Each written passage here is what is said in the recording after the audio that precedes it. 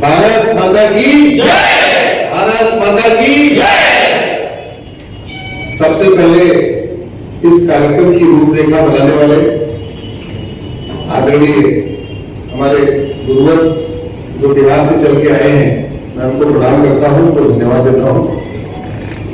हमारे परम संजय उपाध्याय जी, आप सब जानते ही होंगे, इसमें कोई परिचय कराने की जरूरत नहीं है। भारतीय जनता पार्टी के वरिष्ठ नेता हैं, आप हमारे साथ में हैं। मैं आपको धन्यवाद देता हूं कि आज आपने मुझे मुंबई में आकर अपनी बात रखने का अवसर दिया। हमारे भाई, छोटे भाई शर्मा जी, जैन साहब, बहन जी और आप सबको मैं अपना स्नेह भेंट करता हूं, आपको प्रणाम करता हूं।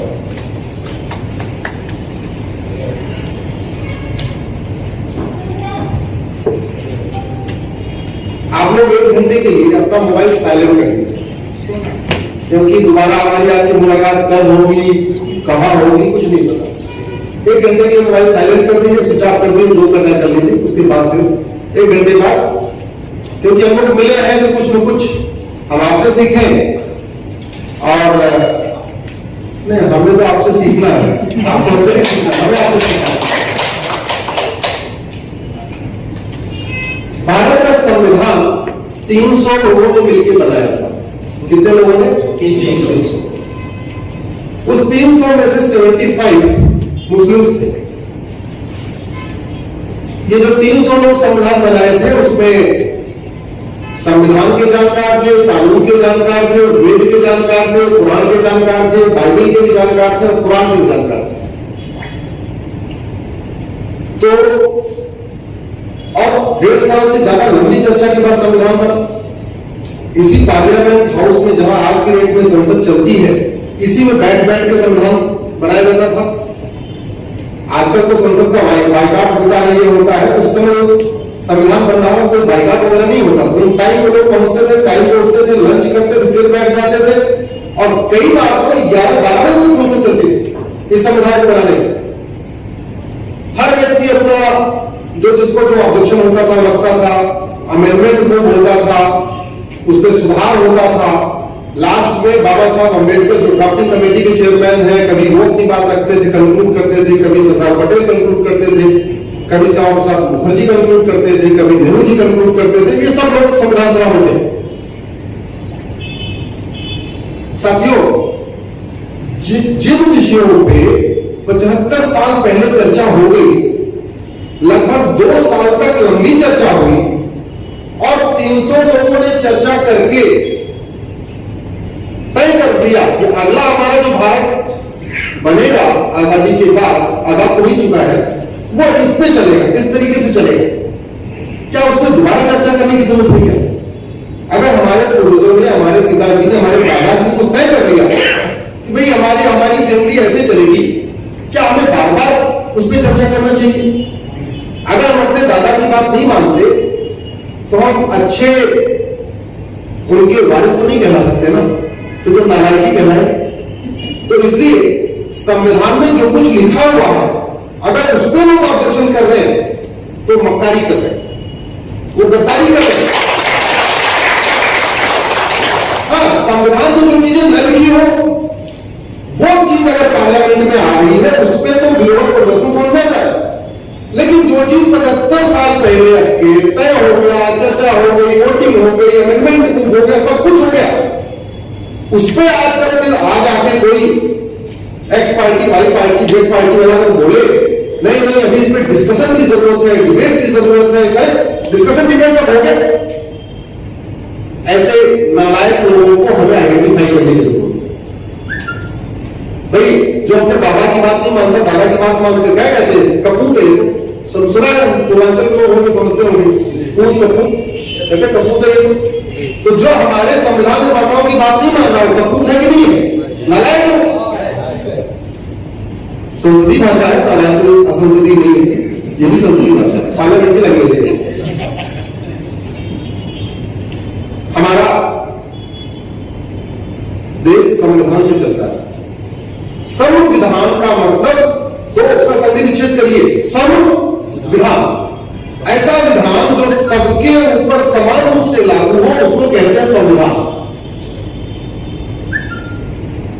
लेकिन वास्तव में 75 साल के बाद भी भारत में संविधान लागू नहीं हो पाया है। भारत में बहुविधान चल रहा है। हिंदू के लिए अलग विधान, मुस्लिम के अलग विधान, पारसी के अलग विधान, ईसाई के अलग विधान, जबकि होना क्या चाहिए था? संविधान। और संविधान में क्या क्या होना सकता है?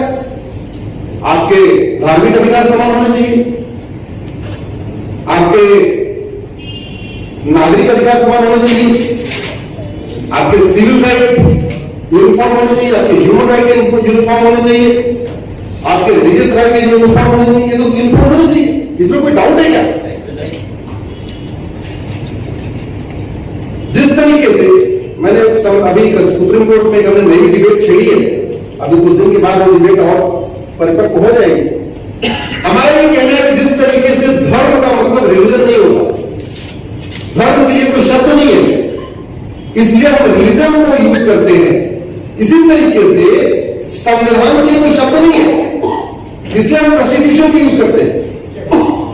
संविधान अलग है, कॉन्स्टिट्यूशन अलग है, धर्म अलग है, रिलीजन अलग है। धर्म क्या है? पिता का धर्म, माता का धर्म, पुत्र का धर्म, भाई का धर्म, सब अलग अलग धर्म है। डॉक्टर का धर्म, ड्राइवर का धर्म, सांसद का धर्म, मंत्री का धर्म, सब अलग अलग धर्म, वो रिलीजन नहीं है। वैसे संविधान का मतलब ऐसा विधान जो सबके लिए समान रूप से लागू हो, उसको कहते हैं संविधान। कॉन्स्टिट्यूशन का मतलब होता है विधान। कॉन्स्टिट्यूशन का क्या मतलब होता है? विधान। और संविधान मतलब जो सब पर समान रूप से लागू, उसको कहते हैं संविधान।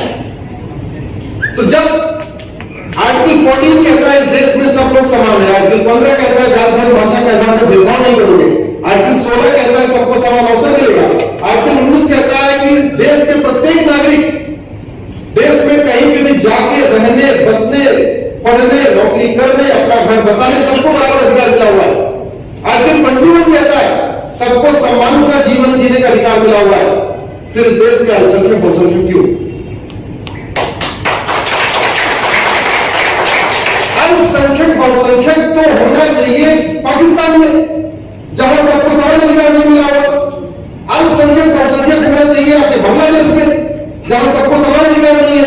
तो पाकिस्तान, बांग्लादेश में तो अलग से आपको माइनॉरिटी कमीशन की जरूरत है, क्योंकि वहां सब लोग समान नहीं है। पाकिस्तान, बांग्लादेश में अलग आपको माइनॉरिटी अफेयर मिनिस्ट्री की जरूरत है, क्योंकि वहां सब लोग समान नहीं है। भारत में क्यों चाहिए? और 1992 में जब अल्पसंख्यक आयोग कानून बना गया, उसके पहले भारत में अल्पसंख्यक नहीं थे, लेकिन 1992 में कांग्रेस ने बनाया। 2006 के पहले इस देश में अल्पसंख्यक कल्याण मंत्रालय नाम की चिड़िया नहीं थी। तो क्या इस देश में अल्पसंख्यकों का कल्याण नहीं हो रहा था? क्या हो रहा था? कांग्रेस ने बना दिया। भारत के संविधान में कहीं माइनॉरिटी डिफाइन नहीं है, भारत के किसी कानून में माइनॉरिटी डिफाइन नहीं है, लेकिन माइनॉरिटी कमीशन भी बन गया, माइनॉरिटी अफेयर मिनिस्ट्री भी बन गई है, हजारों करोड़ का बजट भी जा रहा है। कौन है माइनॉरिटी? किसी को नहीं पता। वो दोनों कानून मैंने सुप्रीम कोर्ट में चैलेंज किए, माइनॉरिटी कमीशन वाला, माइनॉरिटी अफेयर मिनिस्ट्री वाला। अभी मंडे को दोबारा इसमें से सुनवाई होनी है।